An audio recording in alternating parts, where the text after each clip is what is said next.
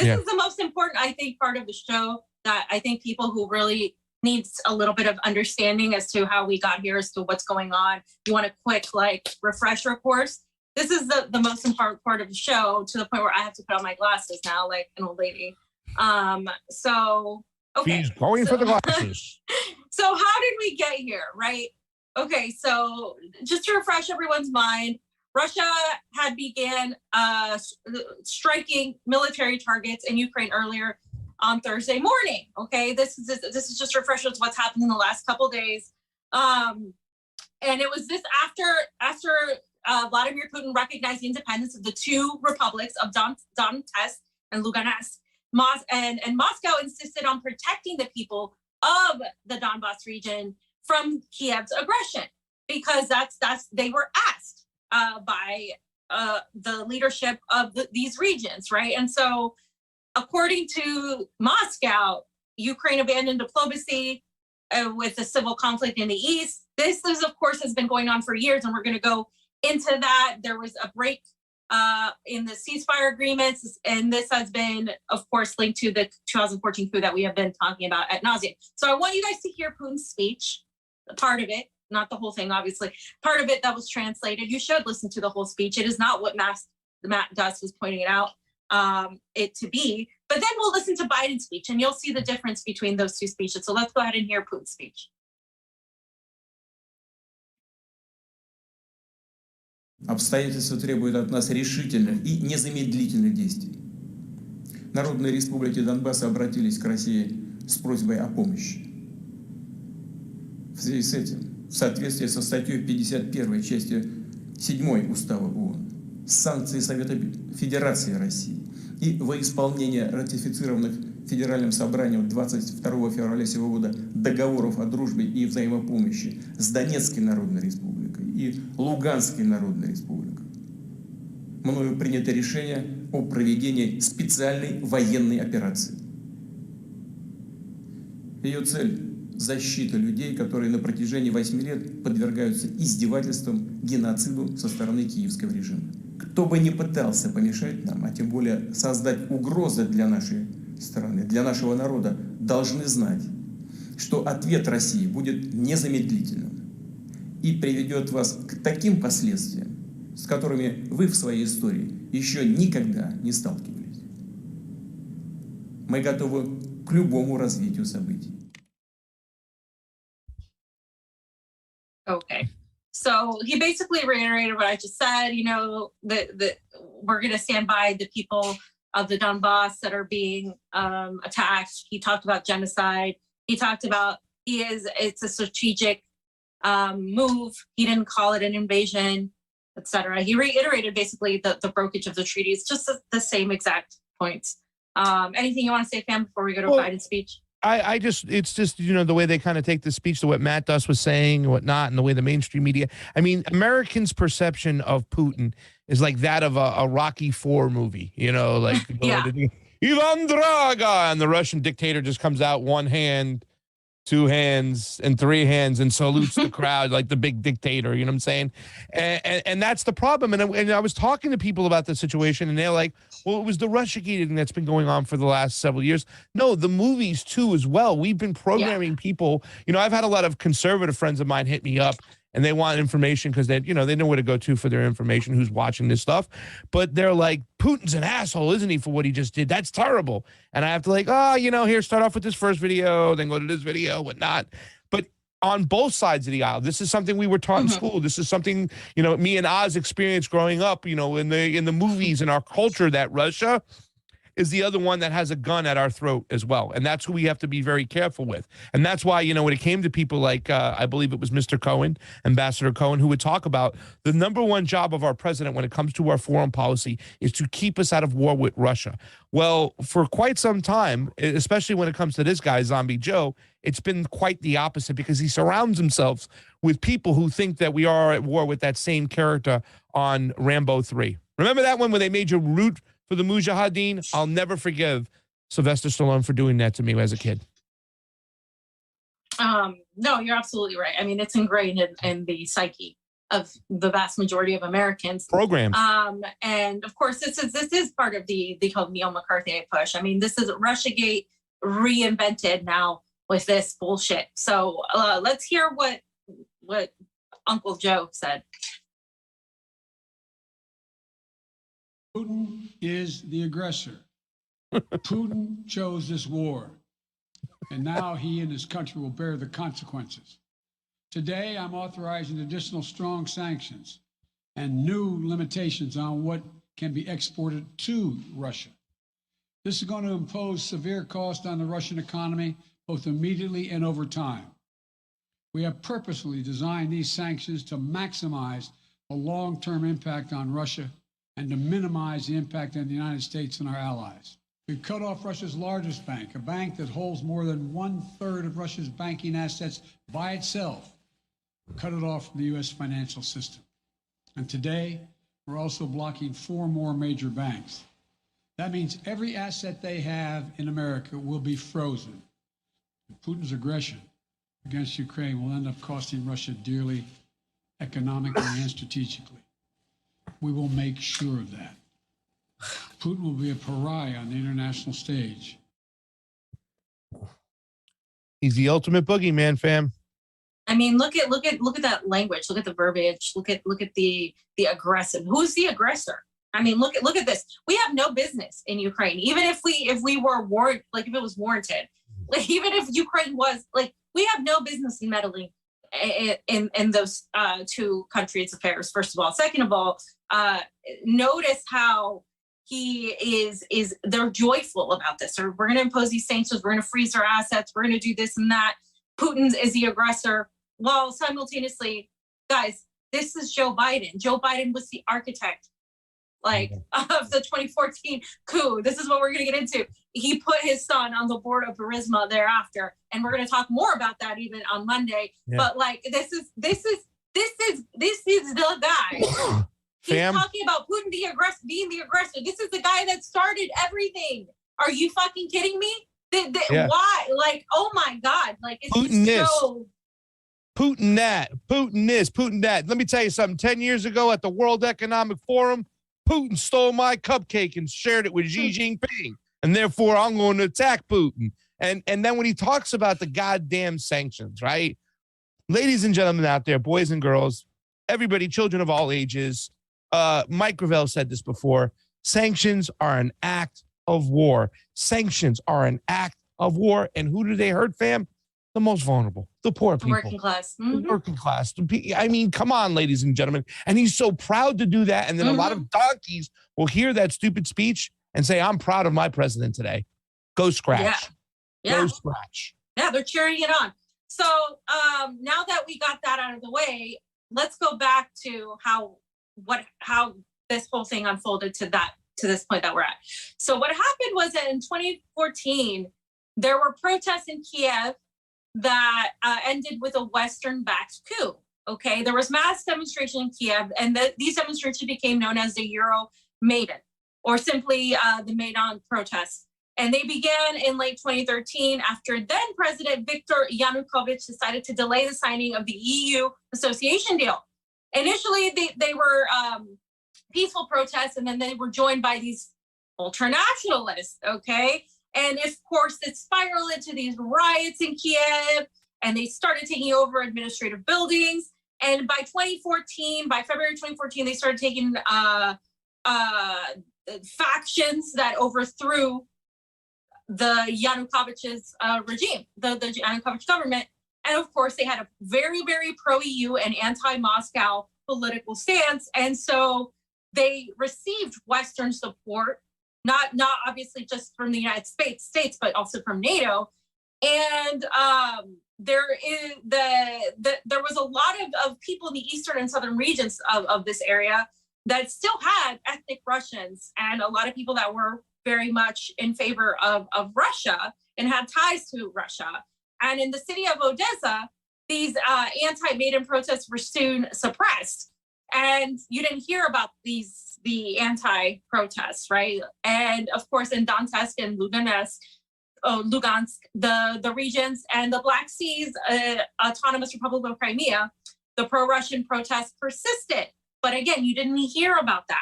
So onward, did you want to say anything before we? I just want to say, I want people to understand that Yanukovych was not like a hardcore Russian president. Like, he entertained the idea of joining the EU. He couldn't get a good deal, so he said no. So it wasn't like he was this hardcore, over-the-top Russian kind of puppet at all. So I just want to point that out, and please continue. Yeah, he wasn't like a pro. Yeah, you're exactly right. But they were still, and we're gonna play that clip. They still weren't comfortable with him doing that. They still didn't think they could control him enough, which is why they, pushed the coup. Now, so then Crimea voted to leave Ukraine for Russia, right? And basically what happened was the Crimeans voted to secede from Ukraine and rejoin Russia. And then Moscow later admitted it used its forces stationed in the region to ensure security during the events, while Ukrainian troops switched allegiance or left the Black Sea Peninsula without incidents. And then, of course, up until today, Kiev has refused to recognize Crimea's vote and reabsorption, as the majority of countries around the world, because the majority of countries around the world are favorable to the West and NATO backed, right?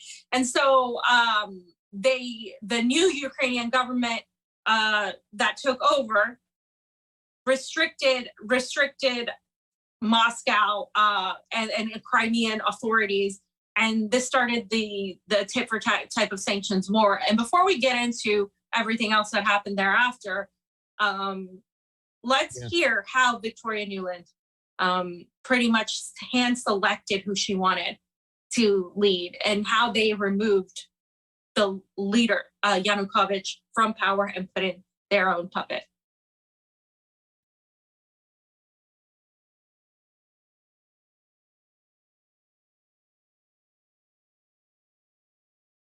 What do you think? I think we're in play.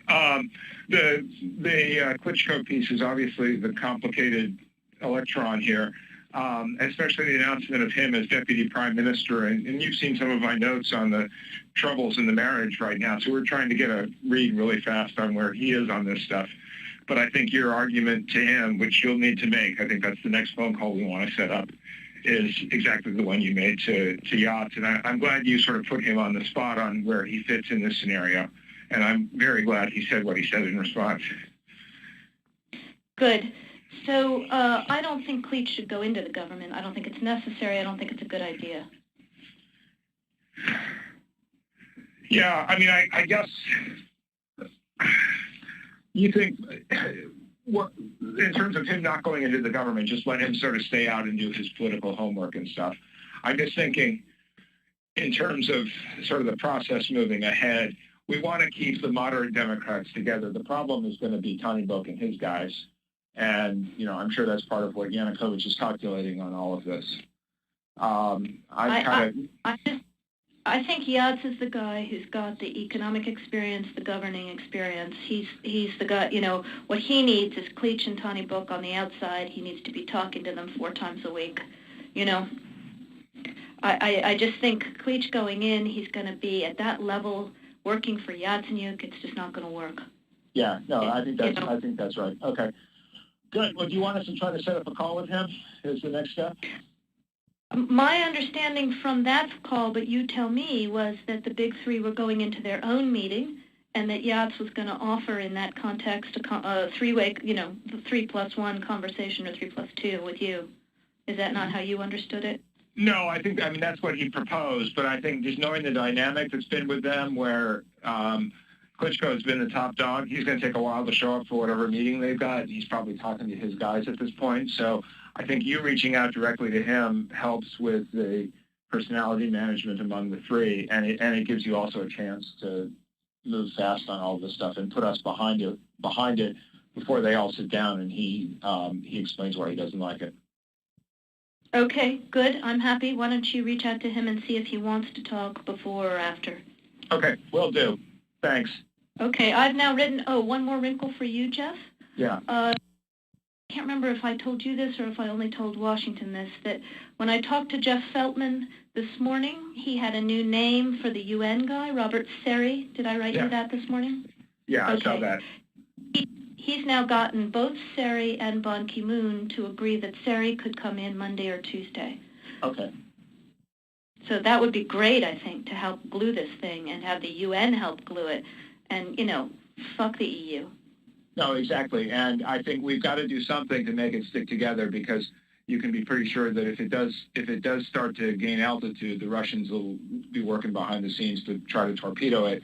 And again, the fact that this is out there right now, I'm still trying to figure out in my mind why Yanukovych that.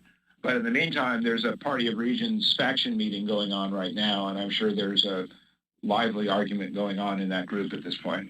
But anyway, we could land jelly side up on this one if we move fast. So let me work on Klitschko, and if you can just keep, I think we want to try to get somebody with an international personality to come out here and help to midwife this thing. And then the other issue is some kind of outreach to Yanukovych, but we probably regroup on that tomorrow as we see how things start to fall into place. So on that piece, Jeff, when I wrote the note, Sullivan's come back to me, VFR, saying you need Biden, and I said probably tomorrow for an attaboy and to get the deets to stick. So okay. Biden's willing. Okay, great. All right, Pasta, anything to say on that before I continue? No. I the only thing I really like that I kind of haven't pointed out is if you listen to Victoria Nuland talk on that phone call over there, I think she's also really, you could see how she has a history of doing this, that she's very well trained. No, I think Klitschko's got to be out there, not in the government, talking to him 4 times a week, making sure that you keep all the wheels spinning, all the oil, make sure you keep it greased, nice, well working.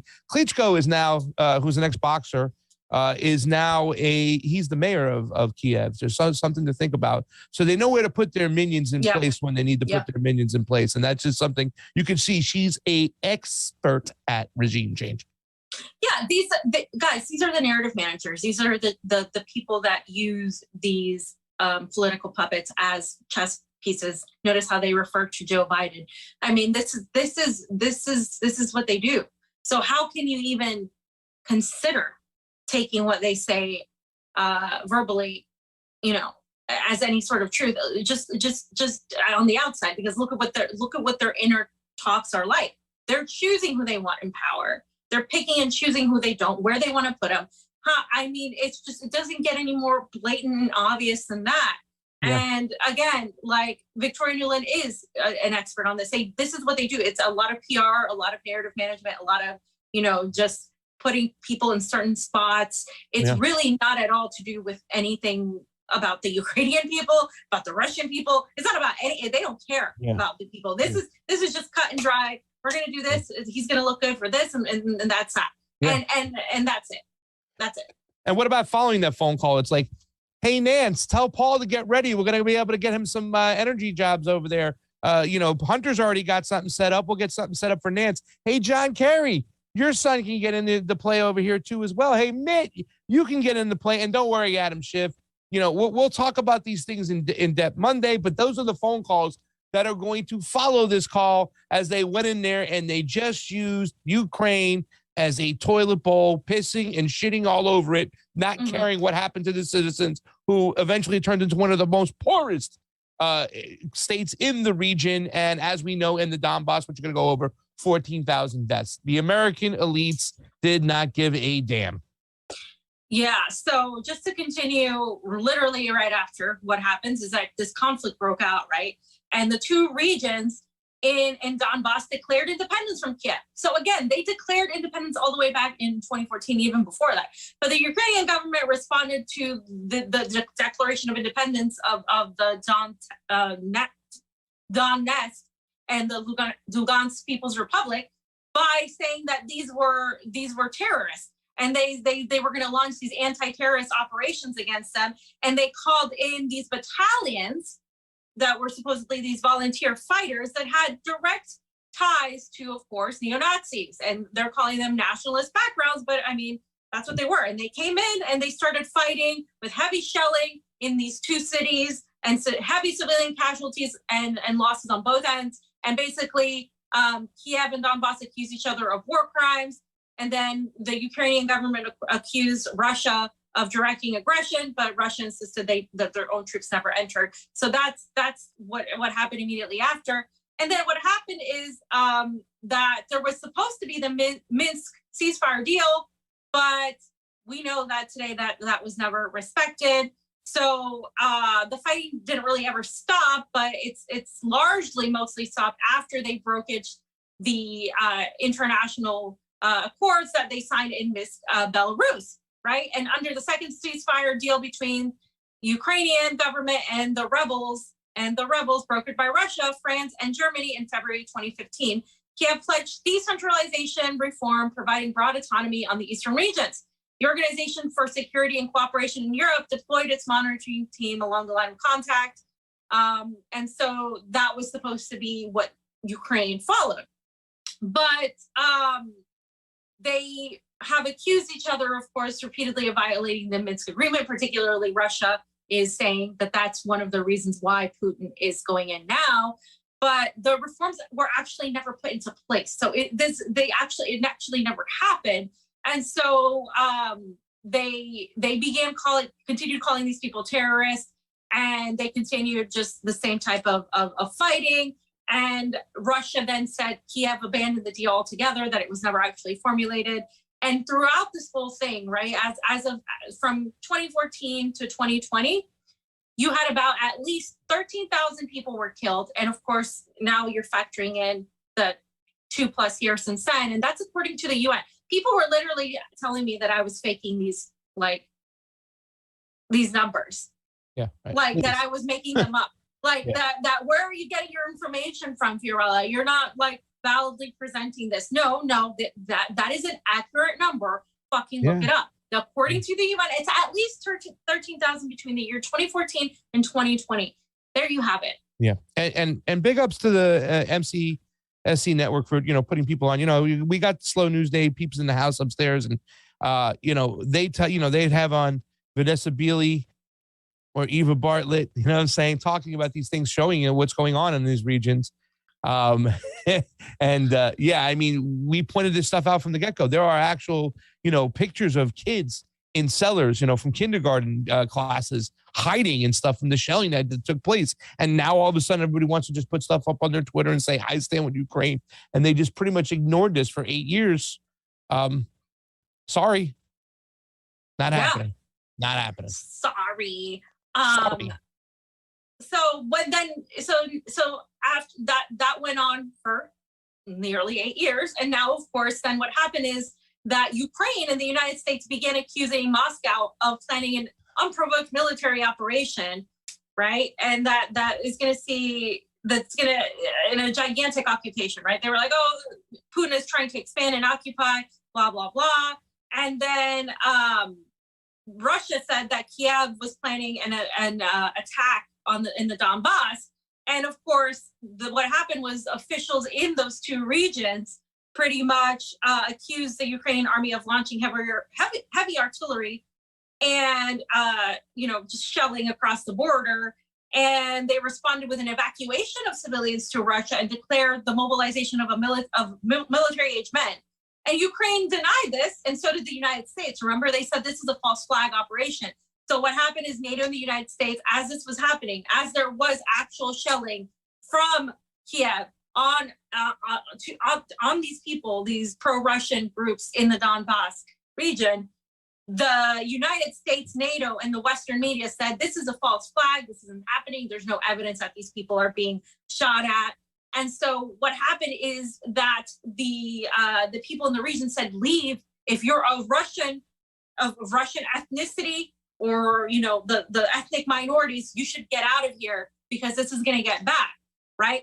Which is hilarious because when it's flipped, they're like the minute Putin was like, I'm going to go in and I'm going to and I'm going to protect these people that are being shot at.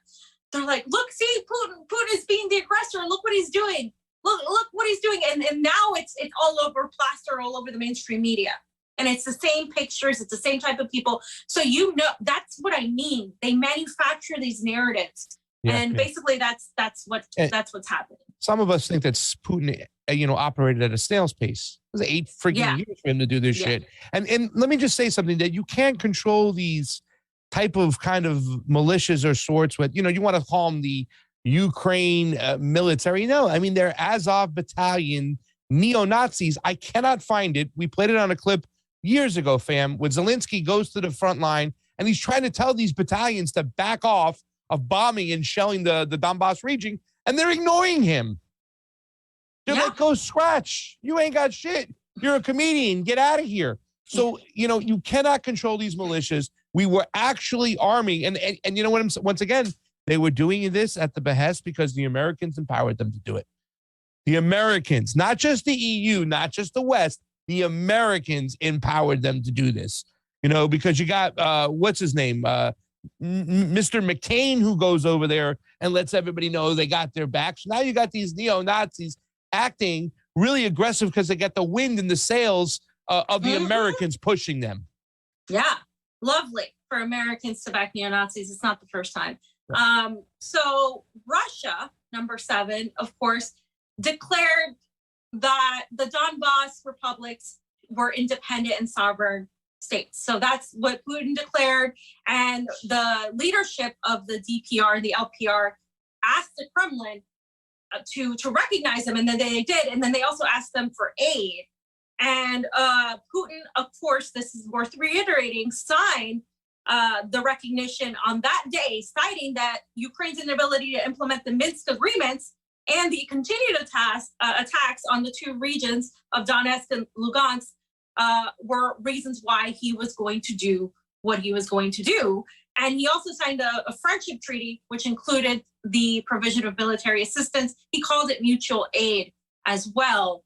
And so then thereby they launched a military operation on Wednesday. And this was because they, in the Donbass republics, asked them to help repair the, quote, aggression of the Ukrainian troops. And then, of course, he said he described it as genocide and sought the demilitarization and denazification of Ukraine, and that these were going to be precision strikes, and that they were going to end the war, not start the war. Yeah. So that's essentially what happened thus far. So a lot of people have been saying that Putin is attempting to, regain control of Ukraine. But Putin has said multiple times, I don't plan on occupying Ukrainian territories.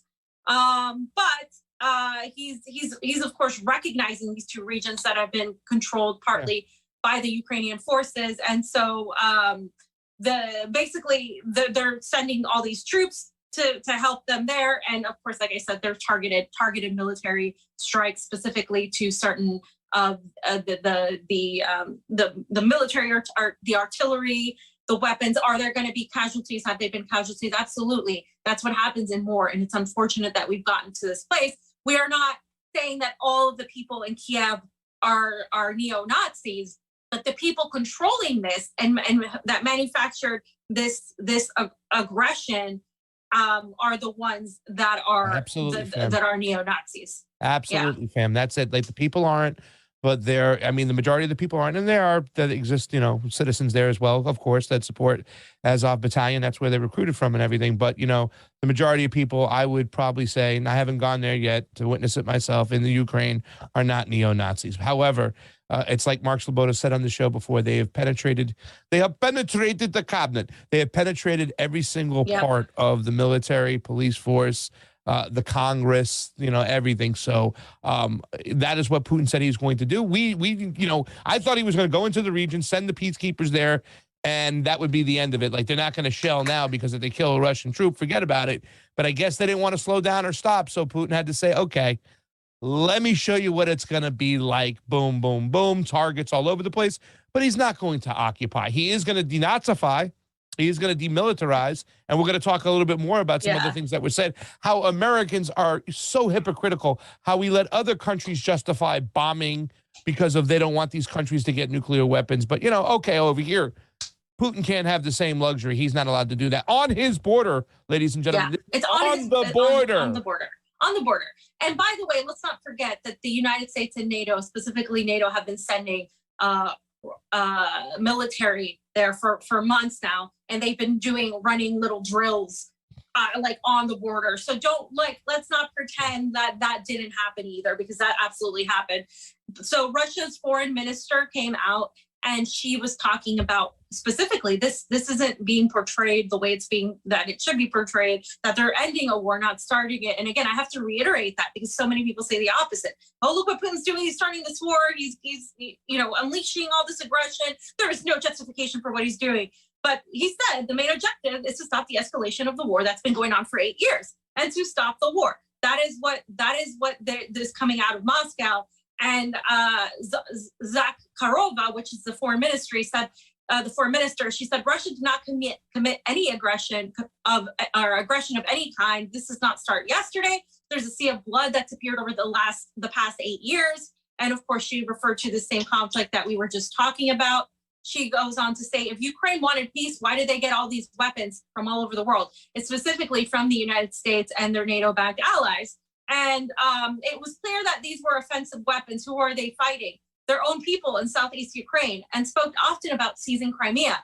The peninsula voted to rejoin Russia in March of 2014. This is what we just went over. And we're still talking about seizing Crimea, right? And they have never recognized that and called it an annexation.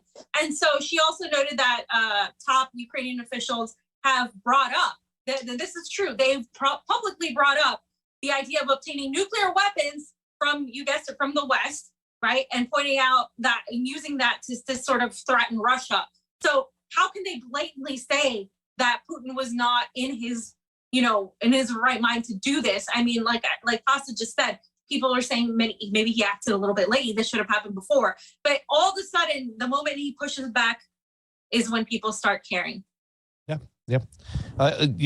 He got a lot of criticism from Russian citizens in Russia for not acting quickly. Yeah. And we showed earlier, even the ex-president was like, Putin, get in there, do something, right? They're going to get slaughtered. And, I put this tweet up the other day, fam, and this is something, I was just trying to make sure that I, had all the my bases covered. Let me put it up real quick. And it really just talks about the hypocrisy, right? Here it is. Something not being talked about in the Western media. Millions of Americans support Israel's bombing of Iranian proxies in Syria and throughout the region because Iran can't attain nuclear weapons. But Zelensky just recently said that Ukraine will pursue nuclear weapons. And you think Putin's just going to sit still and go, let me have more nuclear weapons on my border? It's okay. He's already pissed off about the nuclear weapons all in the Baltic states right there, whatnot. He's sending a message. No mas, no more. Yeah, you're not doing it. He's standing up to the bullet. Yeah. And not only the hypocrisy with that, but the hypocrisy of suddenly caring about Ukrainian citizens while simultaneously having backed neo-Nazis and having, perpetuated this conflict while simultaneously not caring about the bombing of Somalia, while simultaneously not caring about the occupation of Palestine. We showed it the other day that these Israeli people are standing in solidarity with occupied Ukrainians simultaneously occupying Palestine. There's so much hypocrisy. Syria consistently, Damascus getting bombed multiple times this week. Nobody fucking talking about it. Damascus getting bombed by Israel. I mean, this is just, where is the solidarity with these people? I guess, these Americans are starting to be like, oh, I'm so scared. I'm so scared. Think about how these fucking people that we literally bomb every single freaking day, or our allies bomb with our weapons and our funding every single day, feel when they hear bomb after bomb, shelling after shelling. Think about what these people in the Donbass have been going through for the last 8 years. That didn't matter until mainstream media made these people suddenly clutch their pearls about what's happening in Ukraine. And it's the epitome of hypocrisy. And how many times did Netanyahu go, Iran will never be able to obtain the bomb. We will not let it happen. Therefore, we are bombing Hezbollah points inside of Syria. Yeah, I mean, exactly. Come on. And now all of a sudden, like, Zelensky's going to talk about nuclear weapons and you don't want Putin to do a thing. Shut up. Just shut up.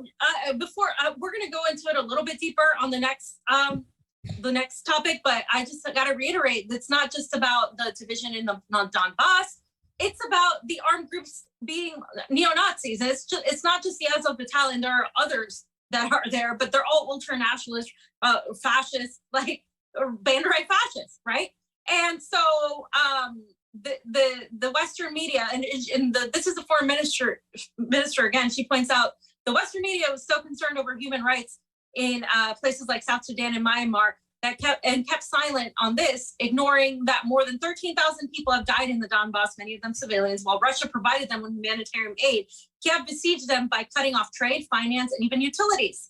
Okay, and she noted that the water canals towards Crimea are now once again operational after Ukraine criminally shut them off years ago. And there are videos, I didn't put them in there, but you can see the water once again flowing. This is a positive thing coming back from coming out of this unfortunate event that we're of course the United States government is 100,000% in fault of too, and the water is flowing once again because they shut it off. So again, this is the narrative that they're pushing is just the complete opposite of what's actually happening. And I just have a video summary of what's happened thus far, and then we'll continue. Around 6 a.m. Moscow time, Vladimir Putin announces military operation based on requests from Donetsk and Lugansk republics. With accordance to the Article 51 in the 7th chapter of the UN Charter with the sanction of the Federation Council, and according to the Friendship and Mutual Help treaties with Donetsk and Lugansk republics, I have decided to conduct a special military operation. The goal is to protect the people who for 8 years suffer bullying and genocide from the Kiev regime. And for this we aim for the demilitarization and denazification of Ukraine. We'll bring to the court those who committed multiple sanguinary crimes against civilians, including Russian citizens. We do not plan to occupy Ukrainian territories.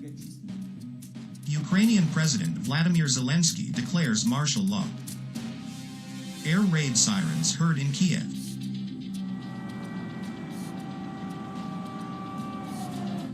Some Russian regions on the border with Ukraine cancel school or shift to distance learning. Russian Defense Ministry says Ukraine air defenses suppressed. Number of airports in southern Russia suspend flights.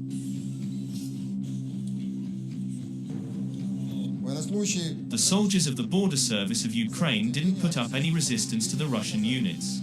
Russia says Ukraine shelled a Russian border checkpoint in the Kursk region. Front lines in Lugansk right now. Shelling, rocket artillery and blasts are incessant. Кратко о том, что сейчас происходит. Возможно, вы сейчас слышите взрывы реактивной артиллерии. Это с севера, северо-запад. Belarus leader claims his army not taking part in military operation. Explosives heard in the Kharkiv region.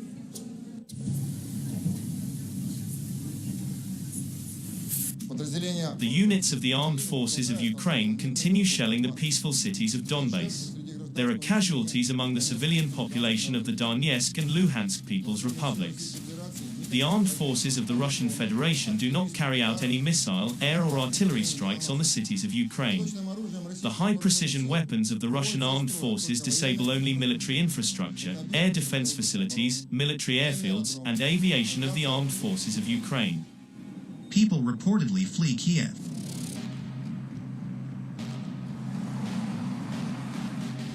Lugansk Republic claims Ukraine used rocket artillery for the first time since February 2015. 12:30 p.m. Moscow time. Ukraine cuts diplomatic ties with Russia. Zelensky submits bill on general mobilization to Ukraine's parliament. 1 p.m. Moscow time. Ukrainian border guards left their posts at Russia-Ukraine border, according to Russia's Federal Security Service. RT should just be paying us right. Stay with RT for more updates. We have hot mics. Just because we're going over pretty much everything. Fam, how long do you think until RT is shut down on YouTube? How long? They were already being shut down. I don't even think I had. That was the website.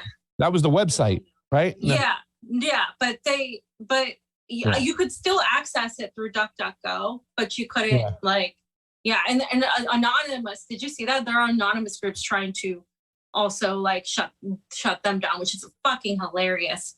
Like how co-opted could we freaking be right now? I mean, it's just a joke at this point.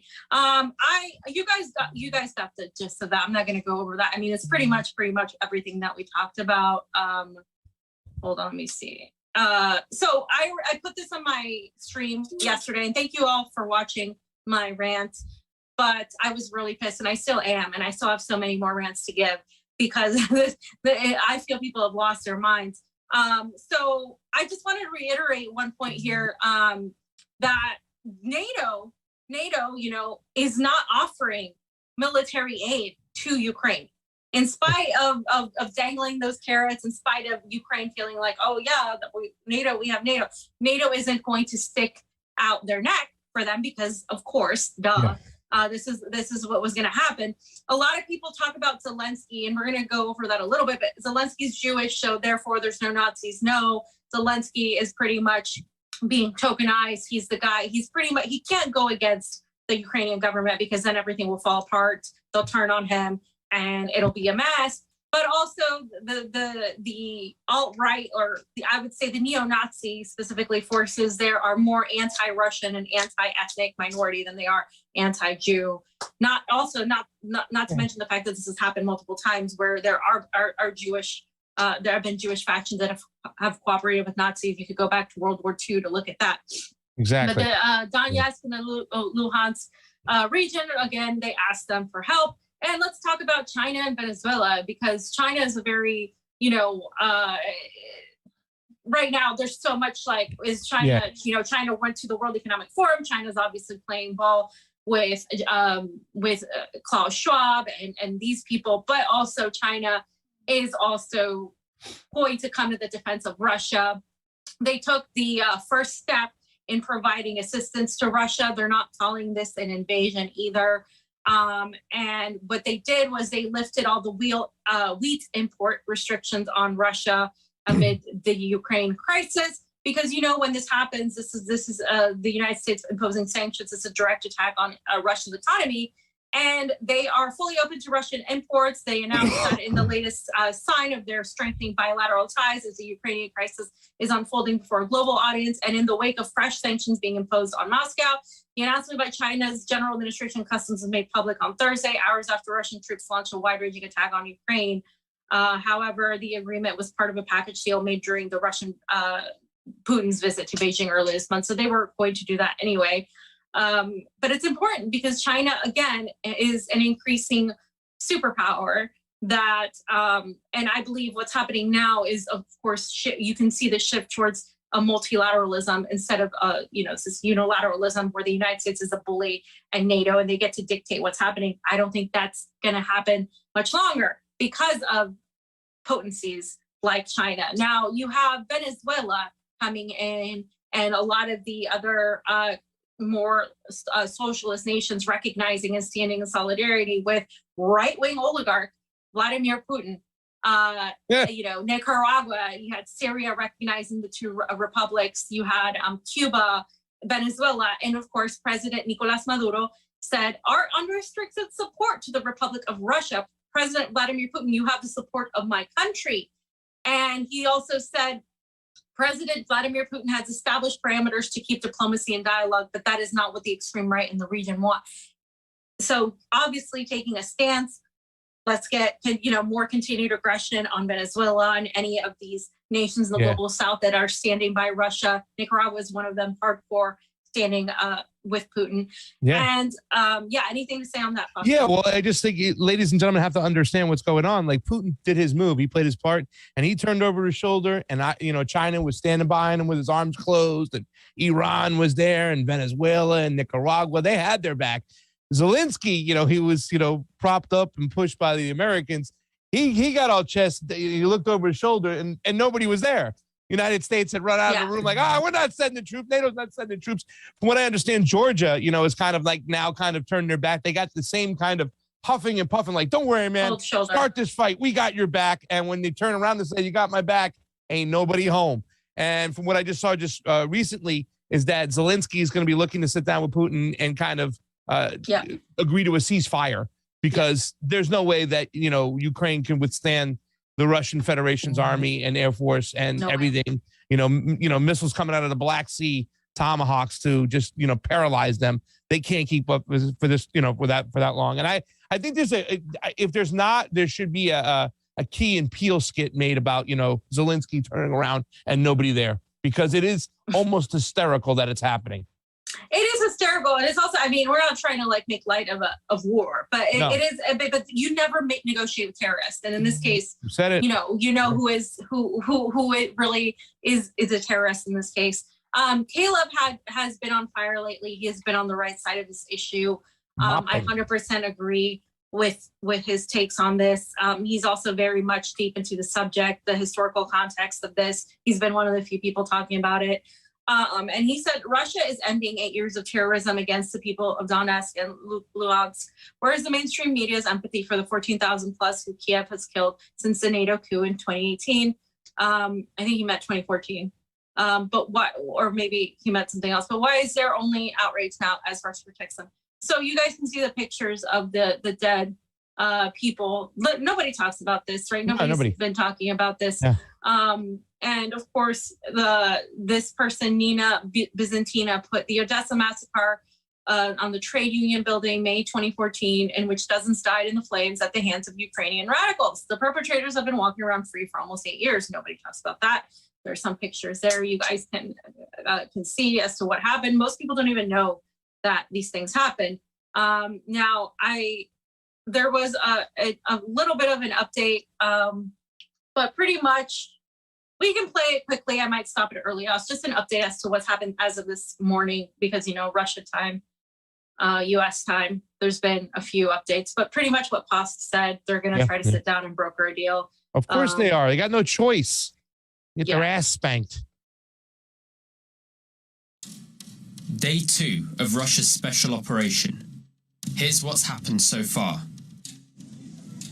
People across several Ukrainian cities find shelter in the metro. Some stay there overnight. Unauthorized anti-war protests staged across Russia.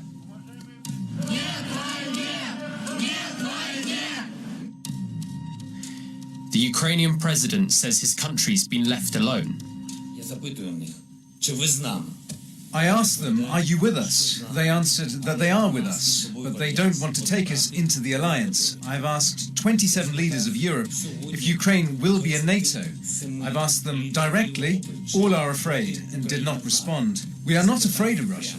We are not afraid to talk with Russia, talk about everything. Security guarantees for our country and a neutral status. But we are not in NATO now. What security guarantees will we have? Which countries will give them? Some reports claim Kiev shot down a Russian cruise missile above the city. Other reports suggest it was a plane. The debris hit a residential area. 8 people reportedly injured, 150 evacuated. So approximately in 4 or 4:15, my mother screaming, wake up, wake up. I'm waking, all in the dust, screaming, alarmed from the cars. I don't even know. Maybe this is the shelter, maybe this is the rocket launcher. All in a panic and smoke from the fire. We take off our bags and live in the house.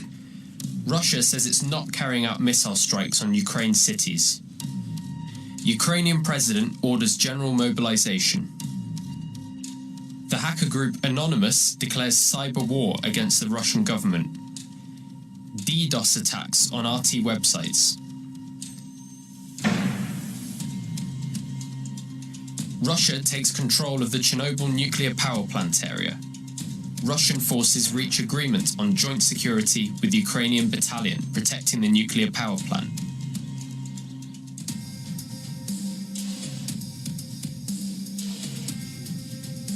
The Donetsk Republic says Ukrainian army shelling hit a local school, killing 2 teachers.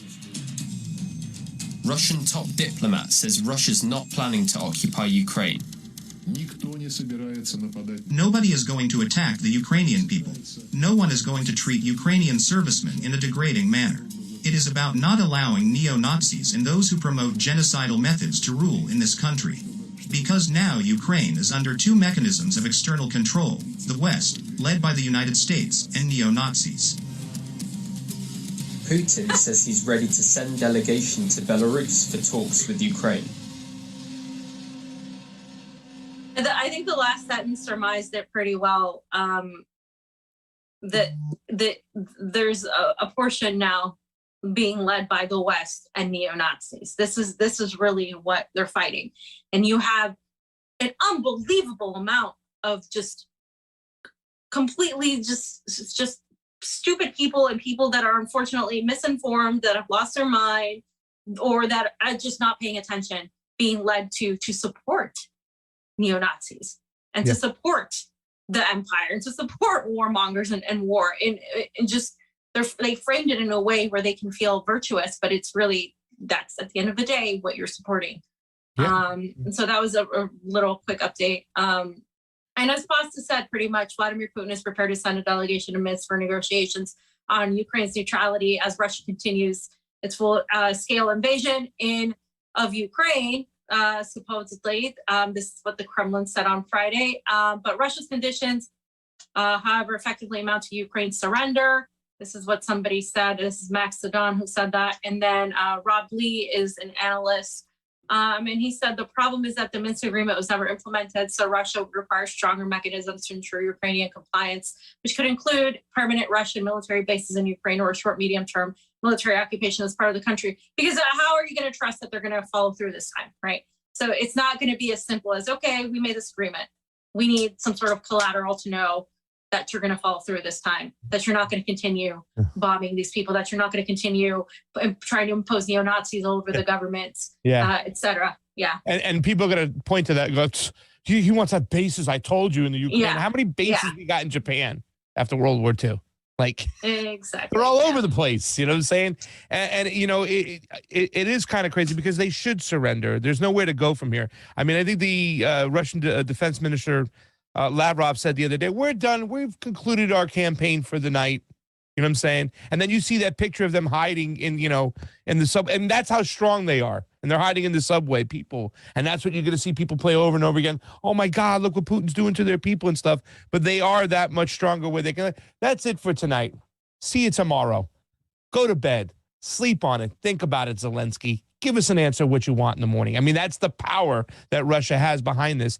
And, you know, I also want to mention that, you know, when you showed the clip of Zelensky talking about nobody's there to help us, whatnot, you know what I'm saying? Yeah. You know, Bush Sr. said this in a conversation. Slow News, they did a show with McGovern, and I think they stopped in the middle of a vigil to talk about it. And it's where it was planted in my brain, because a lot of people in his own administration were going, whoa, what the hell did you say? You just said that Georgia and Ukraine are going to be part of NATO. Like, who did you talk with this about, whatnot? It's the same broken promises. The same thing that happened with Georgia. That's the same thing happening with Zelensky. You know, they turned around and it was like nobody's there to help them out. Exactly, like what exactly what we just said. And Dan Cohen summarized it pretty well. These people don't care. These people don't care about Ukrainians. They don't care about Russians. He said, when I say the Ukrainian people are cannon fodder for the West crusade against Russia, this is exactly what I mean. None of these civilians receiving weapons stand a chance in combat against Russian soldiers, but their deaths will make for CNN and New York Times headlines. Very grim. So let's just play the video. It's just a video of residents readying for a fight in Kiev's Obolon suburb, and they're going to, you know, face Ukrainian forces. And yeah.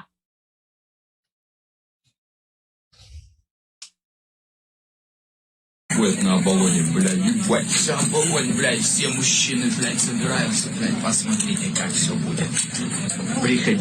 Приходите, мы вас будем всех встречать. Даже без документов разжили. Приходи, защищай свое государство Украину. Слава. Yeah, it's so sad. It is sad because these people are being used for the US's interest. And then the last thing I really quickly want to point out is Vanessa Beeley has a great thread. If you haven't seen it, go check it out. She pretty much summarizes everything that we just talked about. I'm not going to go through it because it's the same thing we've just talked about. But she does talk about something that we're going to talk about on Monday, which is the bioweapons experimentation on Ukrainian troops and the biolabs in Ukraine. That's something to really think about. We're going to be touching on that. And also how NATO was prepping to aid neo-Nazis to develop nuclear weapons, which is NATO. Let me repeat that for you. NATO was prepping to aid neo-Nazi regimes to develop nuclear weapons. Just okay. So again, guys, to say that Putin is, doesn't have a reason to do what he did as far as these targeted attacks, and there isn't an attempt to end this war, end this conflict, is entirely false. So again, read this thread. It's really informative and great. And she's got a lot of videos and a lot of links in there. Check it out. Vanessa does great work. I love the work she does. And yeah, that's it. That's for that section, fam. I know it was hefty, but I think a lot of people really needed that refresher.